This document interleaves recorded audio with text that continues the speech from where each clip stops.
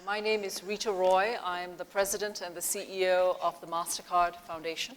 I was thrilled when Jane asked me to moderate this panel, but more importantly to also join and be a co-founder of the African Philanthropy Forum. It's fantastic to be here at the inaugural meeting of the forum, and even more so to speak about a topic and to have a panel share their wisdom about a topic. We're here today to speak about the future of the continent through the eyes of Africa's greatest resource, and I'm speaking about her young people.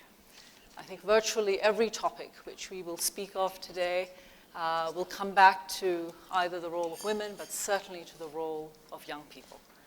And I'm sure with everyone here is well informed of the statistics, so I shan't be going into them. We are well aware of the scale of the challenge when it comes to job creation over the next decade, the gaps in education, the gaps in access to quality education or quality learning.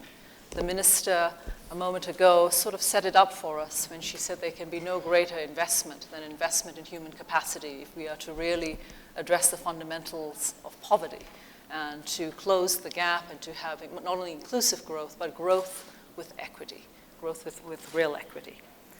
So our panel here today is not to opine on more diagnostics of the size or the scale of the problem or the nature of the problem, but we're here today to change the conversation.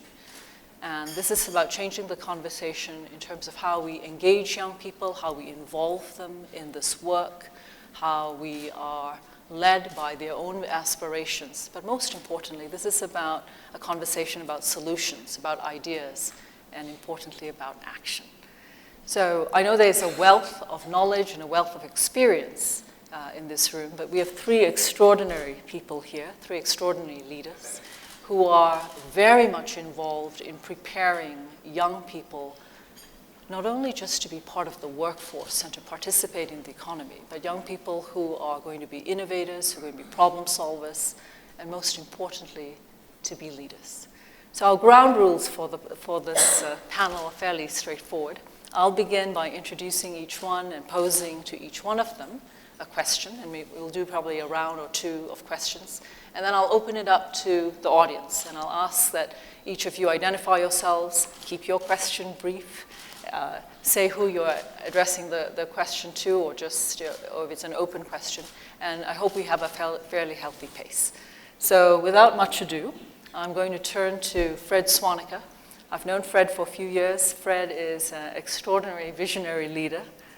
He's been engaged in a number of ventures as an entrepreneur, but I think his greatest passion to date has been young people. He is the founder of the African Philanthropy Forum. And then a founder of the he could be a co-founder of the African Leadership Forum, African Leadership Academy, but you will be doing other things at the forum, I'm sure. So no worries there. So the literature speaks about a youth bulge. What say you? Is it a crisis? Is it an opportunity? What's your view when you think about the future? When I think about the future in relation to the youth in Africa, for me, it's a massive opportunity. And I'll share a little story that kind of frames the way I think. On the flight here, I was watching a movie, and I was watching the film about Steve Jobs and his life. And there's a scene where it shows these young kids in Silicon Valley, look really scraggy teenagers, and they built their first keyboard, motherboard, which is going to become the first Apple computer. And Steve has been calling 100 different people trying to get funding, and nothing's coming. Eventually, a slick car, a sports car pulls up, and this guy gets out, and these kids are hanging outside the garage. And he's like, "Welcome to Apple." And the guy goes in, looks around, and understands what they're doing, and eventually gives them their first $50,000 investment.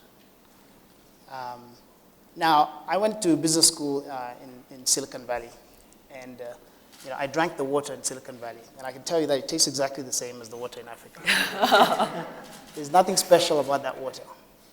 The only difference is that a kid with a great idea is taken seriously in Silicon Valley. And next thing you know, an Apple is born, a Facebook is born, a Google is born. And in Africa, we've been thinking about development the wrong way. We talk about our natural resources, gold, diamonds, platinum, and we spend a lot of energy trying to extract that from the ground. My philosophy is that our greatest natural resource is already above ground. It's the 600 million young people that we have in Africa who have the same ideas that the young people have in Silicon Valley and so forth. But the only difference is that we haven't been given them the opportunity. And I see this every day in my work at the academy. The other day, these two youngsters, a 16-year-old from Tanzania and a 17-year-old from Burundi, they called me, they said they'd like to come, they sent me an email saying they want to come and show me something. They've built this robot, which they call the bug, that they put on the ground and it can move around, and when it hits an obstacle, it self-corrects itself. And this thing was going around in my office. And the way it looks is exactly like the way that Steve Jobs' computer looked. It's a little bit of transistors here and everything. And I'm like, all these guys need is a chance, an opportunity.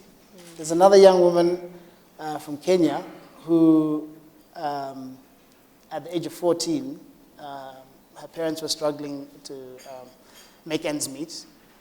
And so she decided that she would start a little business rearing rabbits. Because apparently in the part of Kenya that she comes from, rabbit meat is a bit of a delicacy. And within a couple of years, at the age of 14, she's employing 14 women in her business. And she's created a little microfinance fund, which ended up spitting out 2 other businesses. She's now at the academy. And the project that she's done has gotten her to win some prizes and so forth. She goes home after her first year at the academy and used her money to found a school in this poor township, in Kenya. And she's educating 400 young people, 400 children in this school. And she's only 18. So she herself is a philanthropist. In fact, she should be the one sitting here. She's a philanthropist at the age of 18. So I can go on story after like this, but there's so many, the future Steve Jobses, the future Bill Gateses of Africa are sitting out there. And what we need to do is just invest in them. And in that sense, we have the greatest opportunity of our lifetime. I was recently in Italy, and everywhere I went, all I saw were old people. I didn't see any young people. I was thinking, who's going to build their Fiats and make their Dolce & Gabbana and the Gucci bag? Those people don't exist anymore. But in Africa, we have this tremendous opportunity to leverage our youth to do that. So that's the way I think about it. That's great. So picking up on that theme of investing in young people, Tsitsi Masiyiwa is the chairperson of the Higher Life Foundation and has done tremendous work across the continent in the area of education. Now, a year ago, we were both on a panel in San Francisco at the Global Philanthropy Forum, and you were very, very passionate, and you brought several young people who your foundation is educating. Tell me what has changed since a year ago. What has happened? Thank you, Rita.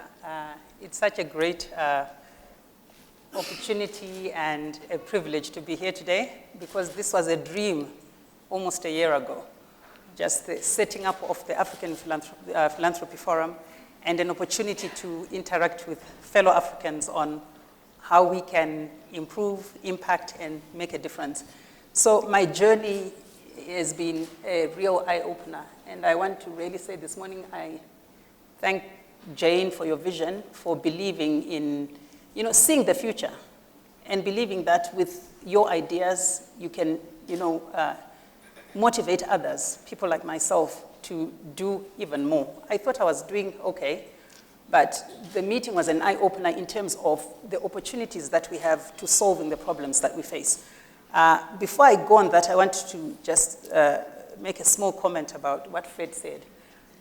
He said, I haven't watched the movie, but in the movie, there's somebody who drives in a slick car and comes to Apple.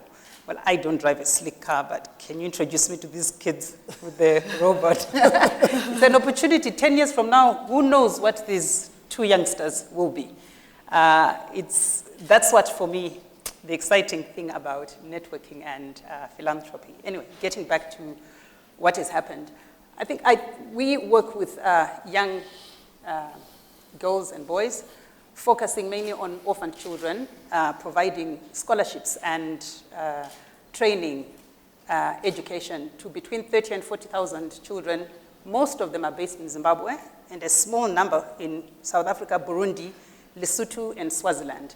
And what, for me, was so excited is to see the impact of what you put into a child from an early age.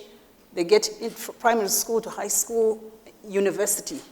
And to see a child who had no hope because they had no parents, they have never been in the city. Electricity is something that you dream about. The internet, laptops are a luxury. It's something that they have physically not seen but have heard about.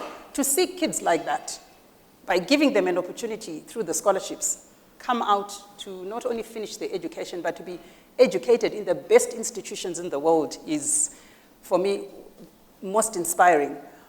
But from the questions that were in my mind, after I left San Francisco was, are we doing enough?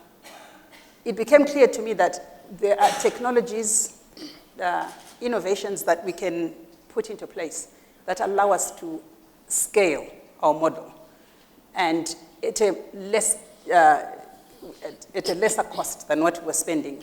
And it's those opportunities that we have begun to work on that I'm very excited about. What are the opportunities? We discovered, and it's nothing new, it's what other people have already been doing, that you can take a school syllabus, put it on the internet, right?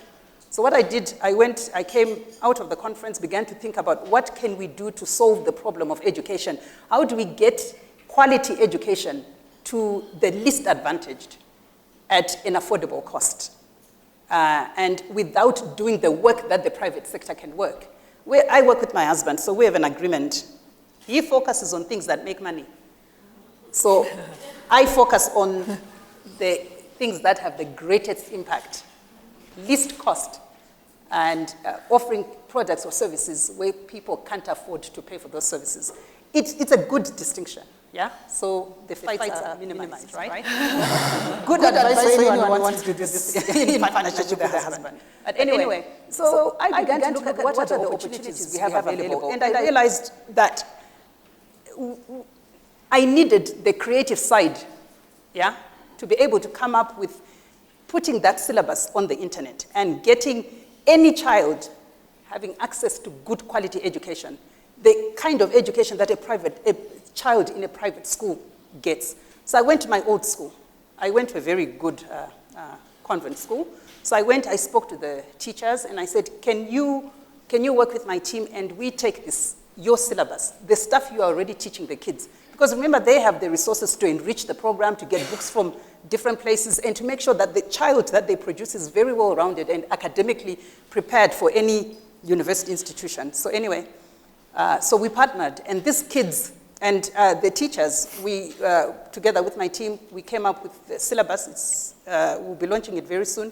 But it allows any child, as long as they have access to a tablet, we'll talk about the tablet later, but as long as they have access to a tablet, that they can be able to get quality education, be able to access the syllabus at any time in a place that is easily accessible to them. And we, as philanthropists, carry the internet cost and the cost of the tablet. And then those who can afford, they will pay. And like I said, the company would do business with those ones. But ours, what excites me is that education is a basic right, yeah? And quality education. And for me, it's being able to come up with solutions that are affordable, that remove the burden from government, where you think government is the solution provider to everything and that only they can educate. But to bring it down to, to taking that opportunity to really make sure that these children are get an education that enables them to be well-rounded and prepared for life. I'll stop there. Excellent. Thank you. Thank you. So a lot of passion in what you're about to do and what you already are doing. Ashish Thakur is the founder of the Mara Group, and he's also the founder of the Mara Foundation. This is an extraordinary company which is Pan-African. Ashish is also a born entrepreneur. He started his first business, I think with $5,000, he said, at the age of 15. And now the rest is history.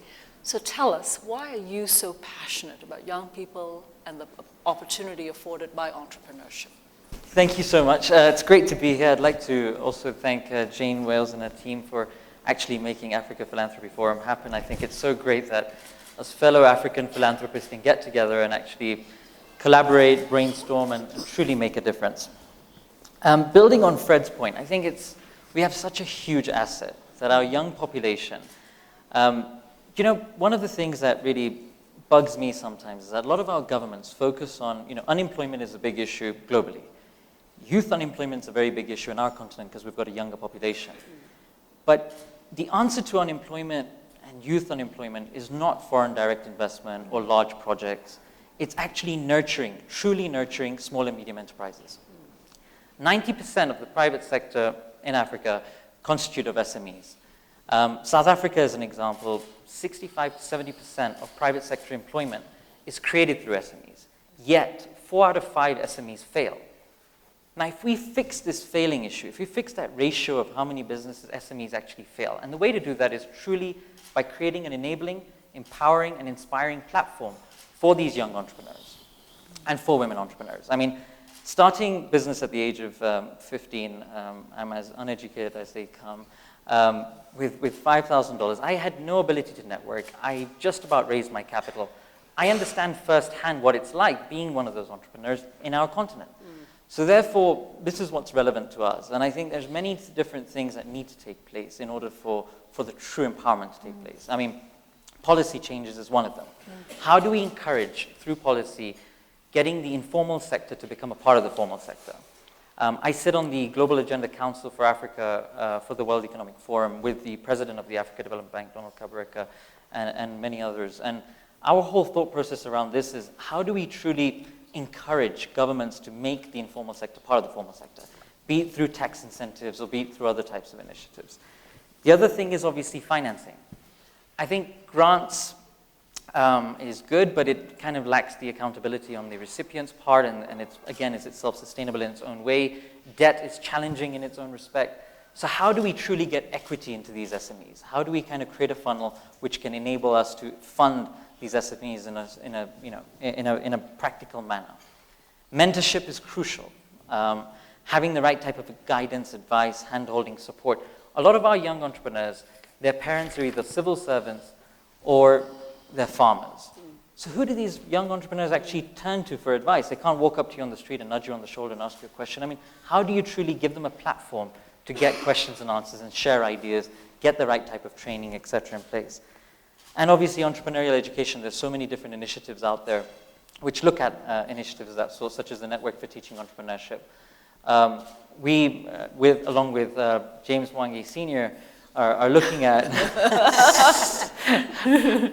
initiatives through Mara and Equity of how we can get together and truly create that platform in Kenya.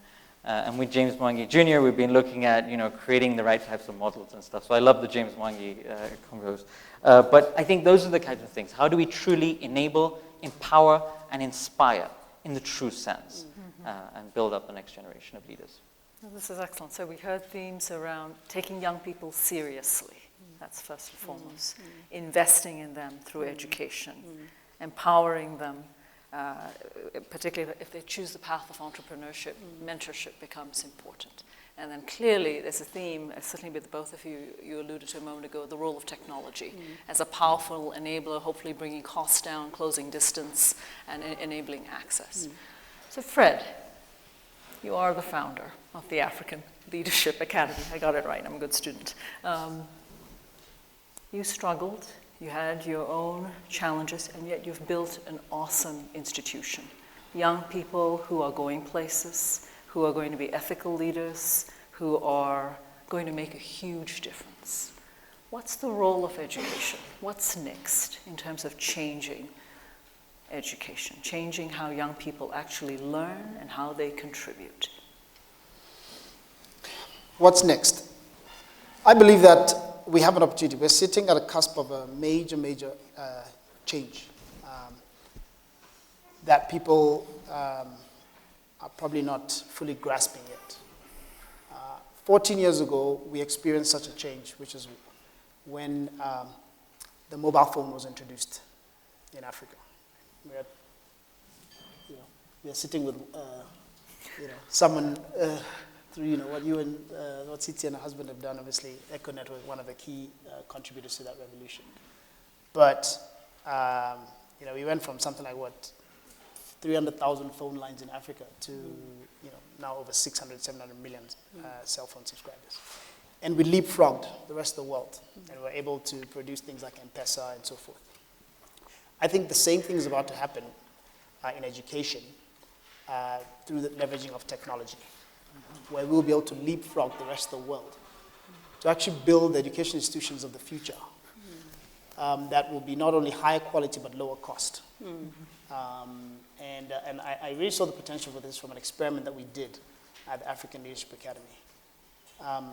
We had been offering a computer science class, and the teacher we had was a bit mediocre. So we decided to ask him to leave.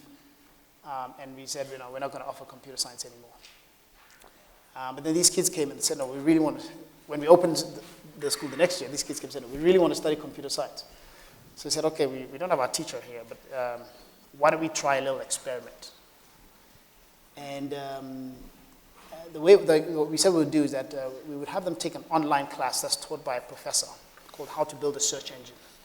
But we said you can't sit in your room and watch this by yourself. You still have to show up to class in your regular schedule and take this class. So they'd come together and they would watch this professor lecturing to them. And when they get to a point where they're confused, they'll pause it and they'll have a discussion amongst themselves. I mean, how many times have you been in a class and the professor is talking, you don't understand what they're doing, but you can't pause the professor. And so within a few weeks, these kids were learning how to code computers.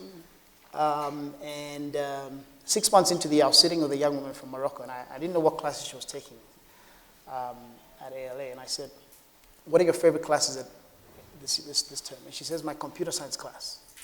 I said, but isn't that the online thing? And she said, yeah, I'm learning more from that class, and I'm enjoying it more than any of my other classes at ALA. Now, I can tell you, we have some of the best teachers at ALA, not mediocre teachers, aside from that computer science guy. So we were able to offer a better class at zero cost than we were doing in the traditional way. And this blew my mind. And so what I think is next is there's going to be a whole revolution where we're already seeing it with, at different levels, at primary level, at secondary level, and at tertiary level, which is going to bring this technology and the increases in productivity that we saw in Africa with the mobile phone. We're going to be seeing that with this educational revolution. And one thing that I'm personally working on now is actually leveraging this to build a network of universities across Africa. And so launched something called the African Leadership University, which will be building 25 campuses across Africa. Our vision is to build 25 campuses across Africa, each with 10,000 students. So how about 250,000 students at scale? And really make it, a hotbed of innovation and entrepreneurship and leadership training for, over the next few decades, millions of young people.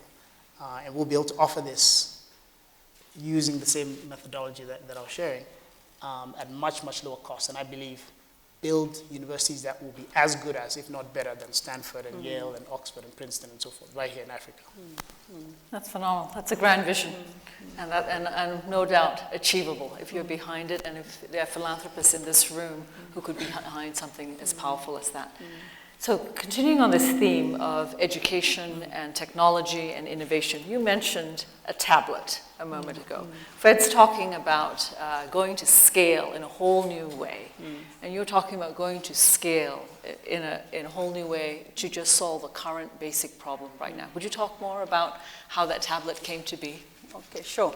Before I touch on the tablet, I just want to build on what Fred said. And I'm sure many of you are sitting on the edges of your seats, excited to want to share what you're seeing and what you're doing. And Rita, we have the opportunity to talk, but I'm sure many of you have, and hopefully during the next 2 days we can really exchange ideas. But what excites me is when we look at the issue of jobs and opportunities and employment creation and quality of education and what have you, you have to deal with pre-primary school children, you have primary school, you have high school, you have university students, and each one requires different strategies to tackle. Entrepreneurship, you can have entrepreneurship at every level, but like you can see there are strategies that are available for those who are a little bit older. But when you talked about online courses, we've already begun to implement that. We looked at the budget we're spending on paying school fees for children. University students, it was costing us approximately, for a local student, between $700 to $1,000 a year for academic fees and upkeep and what have you. And again, through networking, we came across a number of institutions that are offering online courses. But we're in the process of partnering with one university in New York, whereby they offer online courses, but also you get a degree certificate. And when I calculated how much we are not only able to save, but how many more students we can get on board, we can quickly get access to a quality enriched syllabus, where we are not having to constantly be begging governments, please can you review the syllabus. If you look like Zimbabwe, for instance, the syllabus was last reviewed in 1980. Now, do you wait for, I don't know what one would have to wait for, but thank God for philanthropic dollars allow you to find what you can do. First of all, to form a partnership, you find common ground with the government. Common ground is you tell them what are the opportunities and that you pay for those opportunities, and they give you permission because it's their curriculum. So by doing that, the partnership then allows you to really come up with those solutions that Fred, that Ashish is talking about, to quickly solve the problem. I think that I don't see it as a problem because, number one, the kids have the solutions. They want a platform where we can partner together and come up with solutions to improve not only the quality of education, but entrepreneurship opportunities and so forth and so on. Going to the tablet, first I'll go to lantern. I know I promised I wouldn't bring this one. Last year I brought a lantern, but this year I brought a reading light. We partnered with the company. They wanted to make money. We wanted to save lives. No, it's not really like that. But we partnered with the company, and they came up with a reading light for children.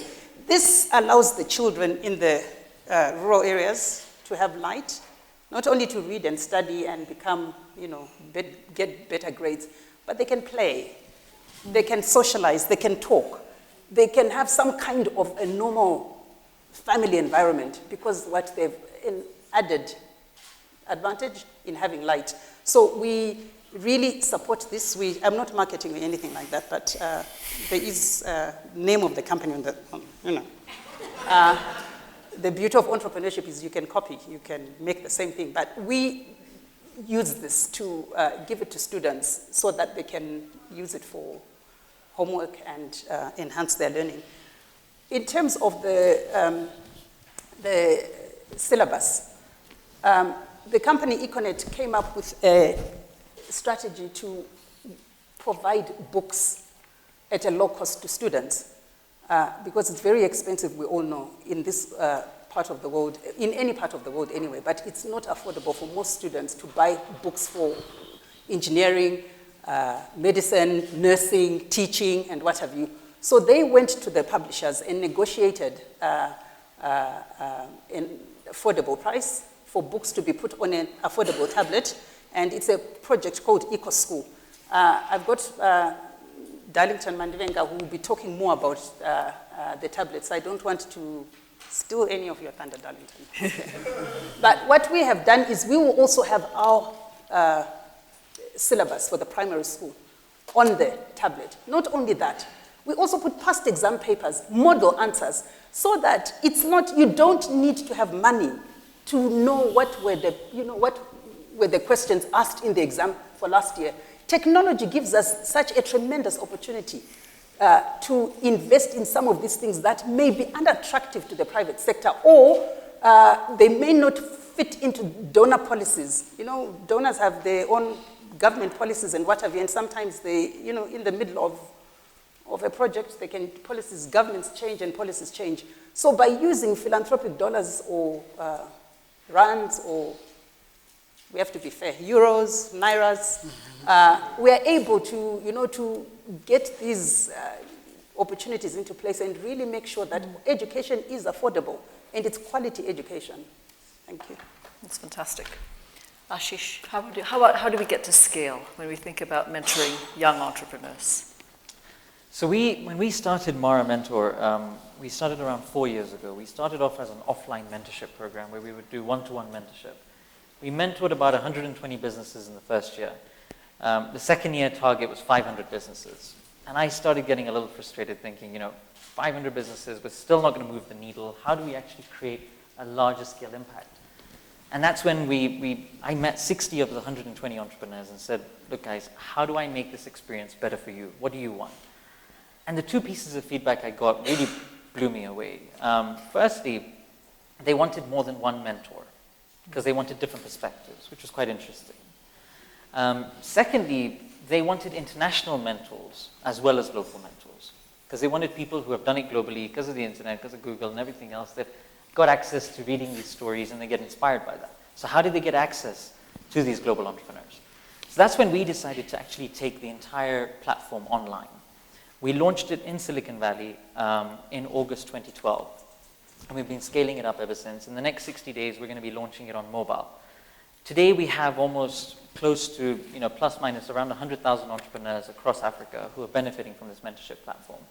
And by the end of this year, once it goes on all platforms of mobile, we expect to impact 1 million entrepreneurs. And the way it works is that it enables entrepreneurs to follow mentors, right? So they can follow a mentor when a mentor messages something or tweet, you know, kind of gives some sort of advice or guidance or a quote they like. Then the mentees get an alert on their phone.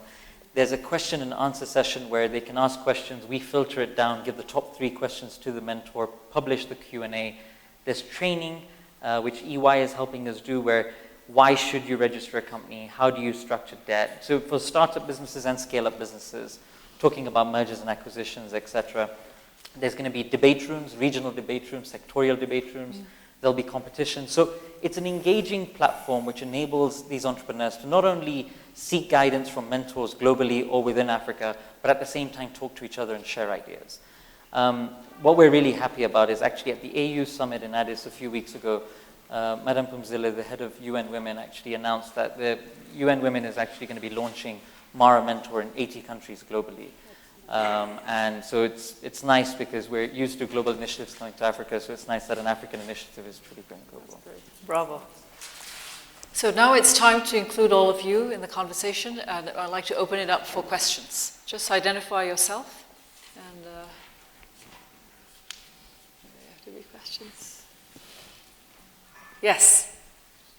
Good morning. Thank you for a very good discussion by the panel.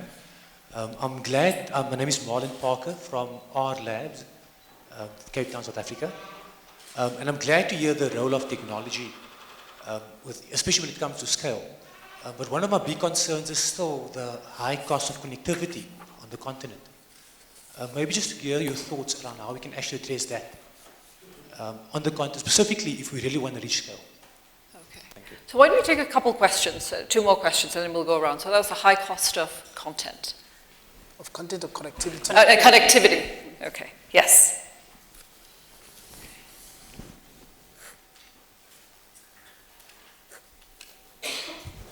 Hello, everyone. My name is Werimo Kagondu. I work with the Rockefeller Foundation. Thank you so much for a wonderful set of conversations. My question is something that we've grappled with in the foundation in our new initiative that we've launched called Digital Jobs Africa, which is focused on tackling the challenge of youth unemployment through IT-enabled work.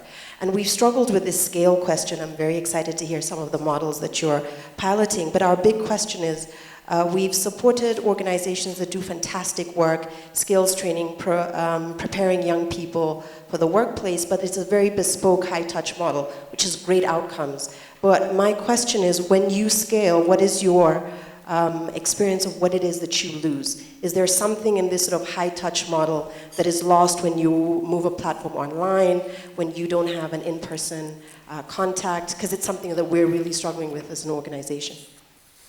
Thank you. Another question? One more question? Right here for Franny.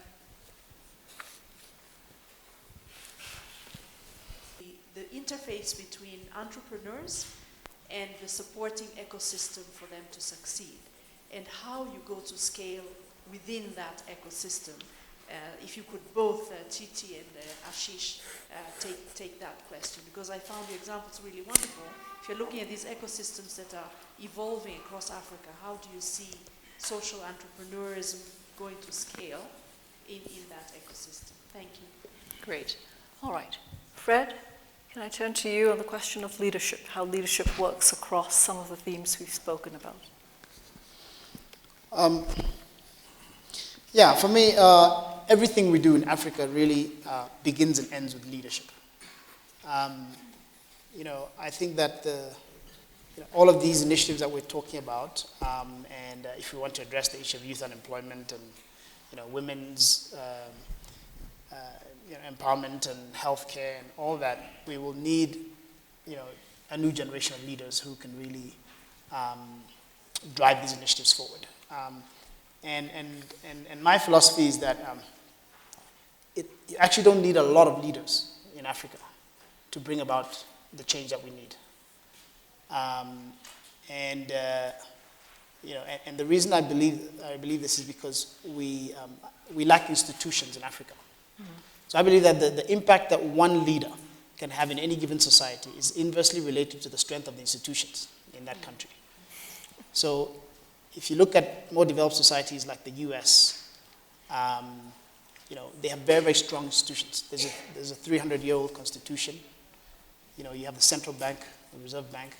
There are these, centuries-old education institutions, and et cetera, et cetera. So if you become the president of the United States, and you're supposedly the most powerful man in the world, but you try to pass a simple law like a healthcare law, and you can't do it because you've got the Senate on the left that says no, we don't think that you can do that, and then there's the Congress on the right. If you want to print money, and you call the central bank governor, the governor will say no, that's not in my mandate. But if you become the president of Zimbabwe, and you decide, I'd like to stay in power for the rest of my life, there's no constitution that's going to stop you. Hey, Fred, I'm on the panel, eh?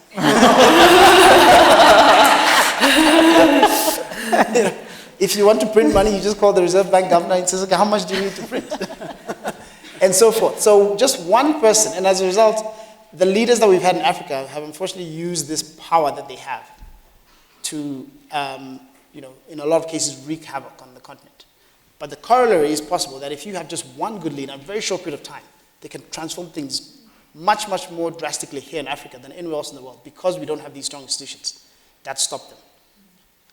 And so, you see that example in places like Rwanda and so forth, where in 20 years what has happened, drastic change. But the thing I tell the young leaders at ALA is that they need to be very careful that, if they, once they become, significant leaders in different societies in Africa, they need to use this window of opportunity where they don't have strong institutions to really bring about tremendous change.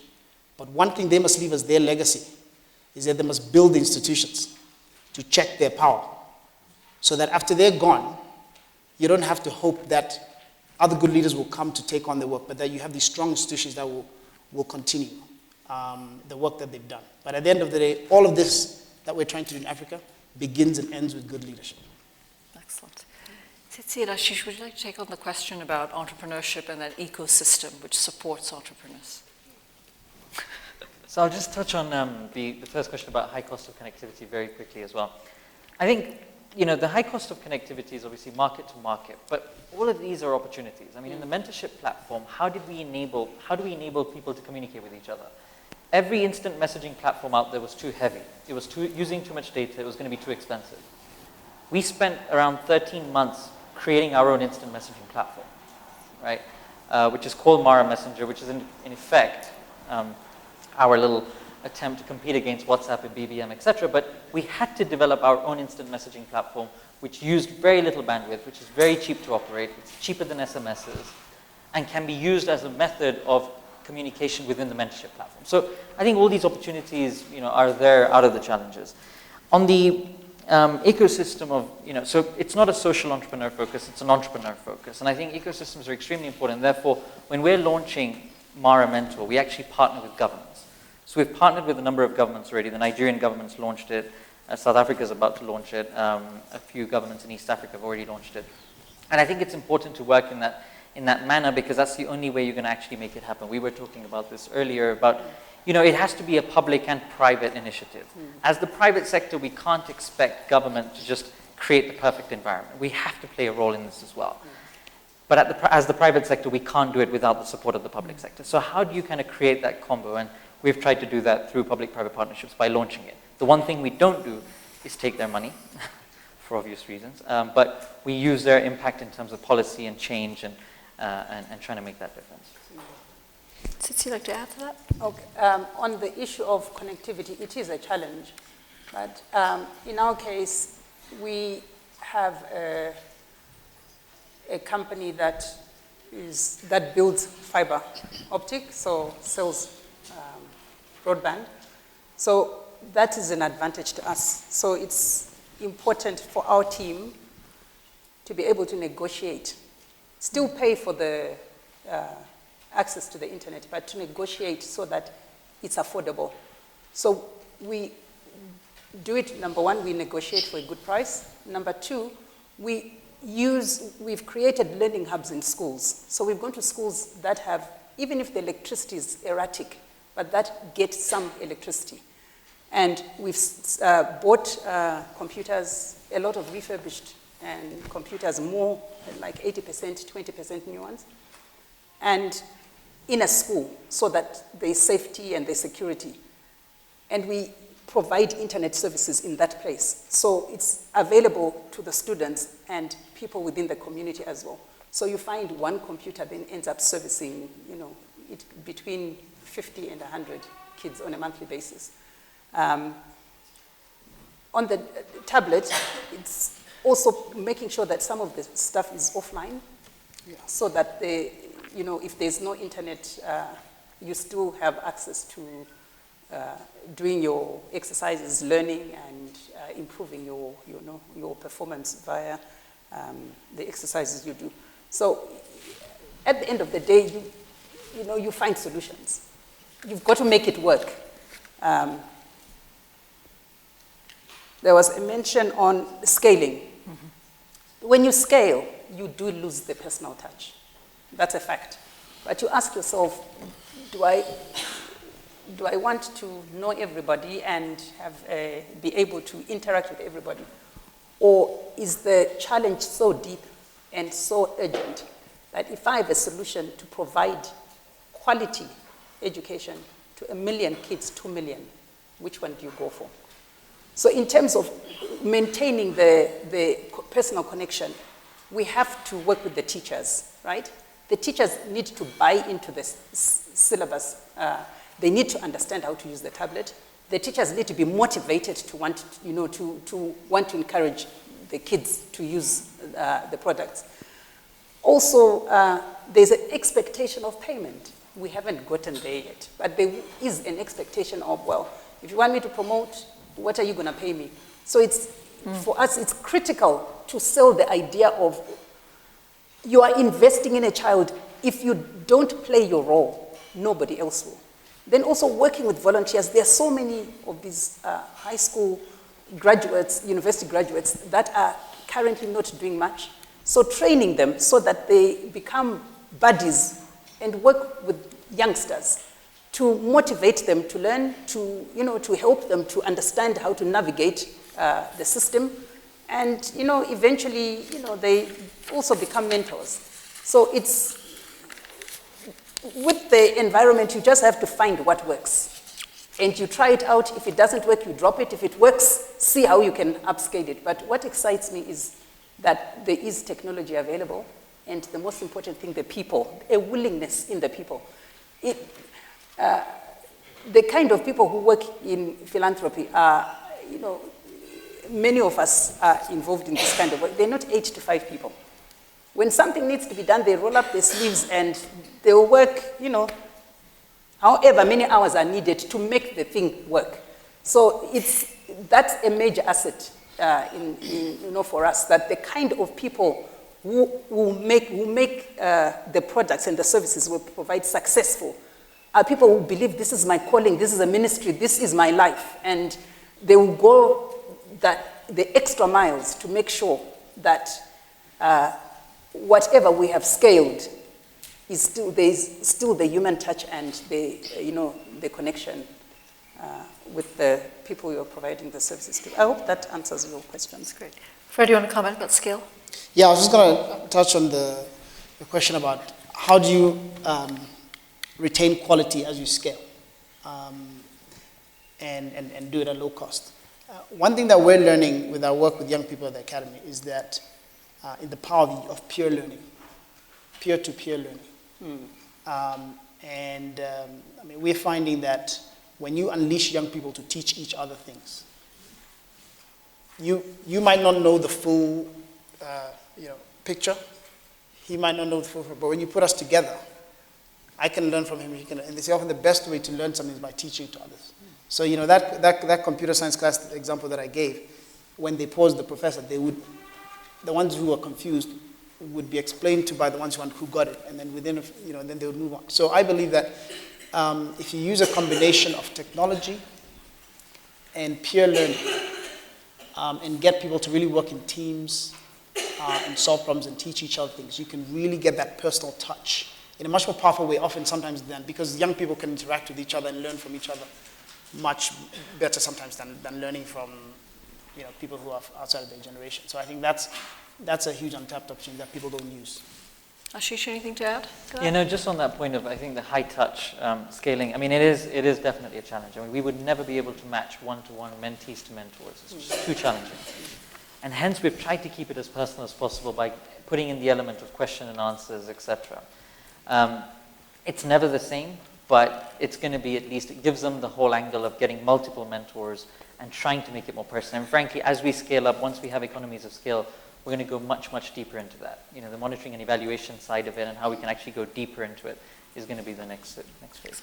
I think if we move quickly, we have one more round of questions. This gentleman over here. We'll take 3 questions. Thank you very much. It's Nkosana Moyo from the Mandela Institute for Development Studies. Thank you very much for sharing with us the spaces in which you work. My question builds a little bit on what Fred said. Everything in Africa at the moment, if you like, starts and ends with leadership. So if we're talking about leveraging the youth, I would like for you to share with us how you program into your activities directional value systems. When we're talking about institutional formation, the institutions that we form and how we structure them, and using the US as an example, are heavily influenced by what we believe in. So a value system in many ways underlies everything that we do.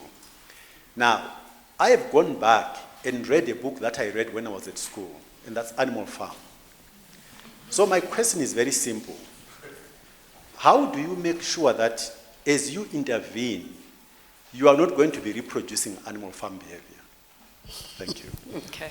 Next question. Thank you. My name is David Lewis from a Johannesburg-based NGO called Corruption Watch, which is a public mobilization, public education project. And I just want to share an insight that maybe is not very, very profound, but it was to me that we identified young people as a key constituency with whom we wished to engage, and we were not successful. We were not engaging them. And there came a sort of an aha moment, a kind of mental switch in which we started to recognize that we were not engaging with them because we viewed them, as most old people do, as the leaders of tomorrow, instead of the leaders of today. And when we sort of recognize that, and it's obvious in the case of fashion or music, in the use of social media, it's obvious, but in ethical issues and the solution of social problems, if they are treated as the leaders of today rather than the leaders of tomorrow, there's a kind of a mental switch that dictates how you respond to them. And unfortunately, in the area that I work, the data says that the leadership that they provide is not exemplary.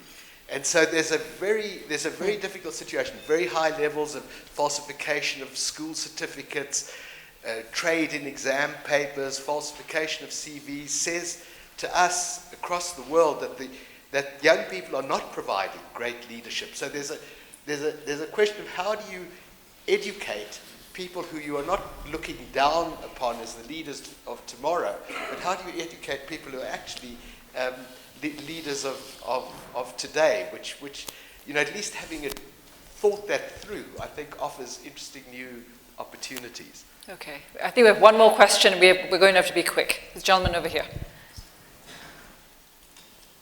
Right here.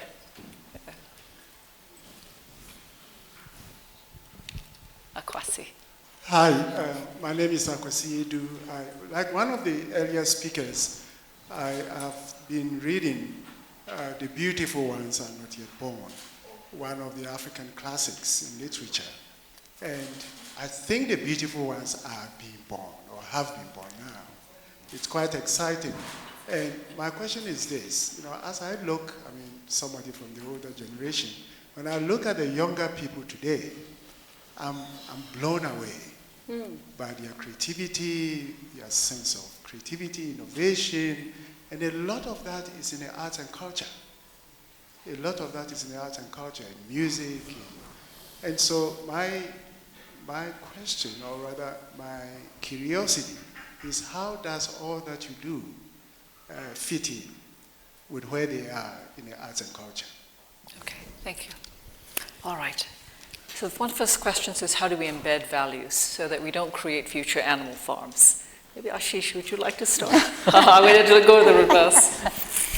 So I think that's a great point, Kosana. I think, in my personal experience, I think my biggest thing has been that I have my spiritual leader, Morari Bapu, whose teaching is truth, love, and compassion, has been a core foundation for my career.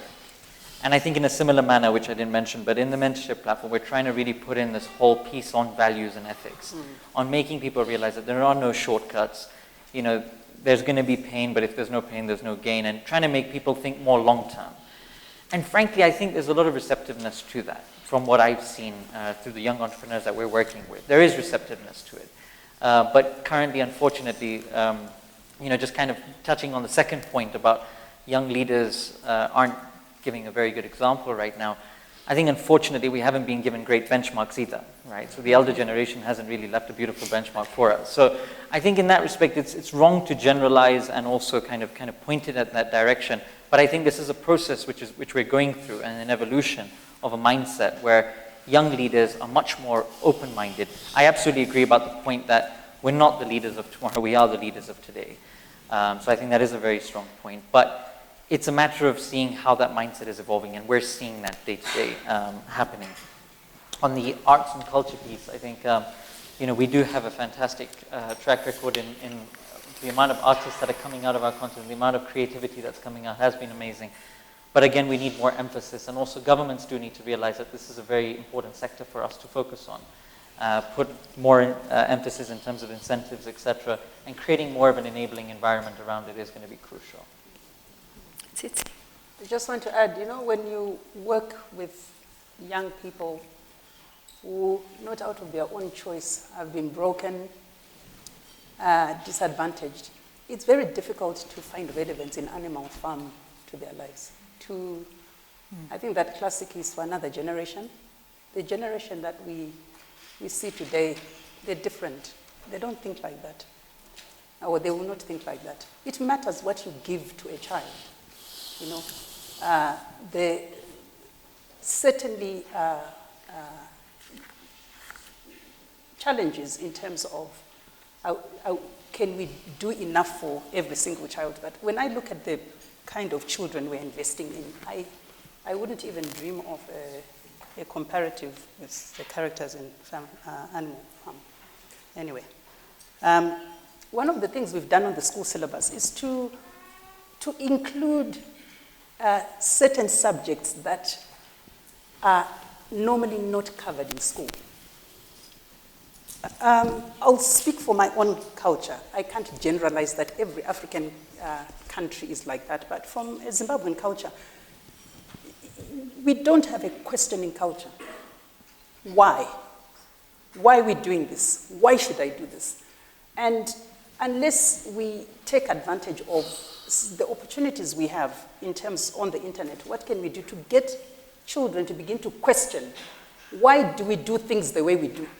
Why do you need a structure like this in government? What is the purpose of a parliament, of a council?